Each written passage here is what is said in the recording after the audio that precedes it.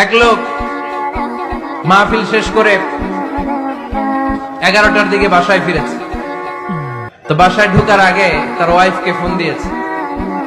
Phone দিয়ে বলতেছে, এই মাহফিল শেষ, আমি কিন্তু বাসায় চলে আসতেছি, শুরু করার আগে তাড়াতাড়ি দরজাটা খোলো।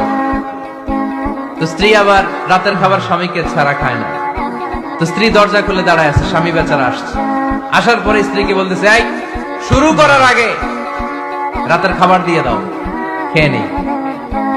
তো স্বামী ওয়াশরুম থেকে ফ্রেশ ট্রেশ হয়ে আসছে, স্ত্রী বেচারিও ডাইনিং টেবিলে খাবার দিয়েছে।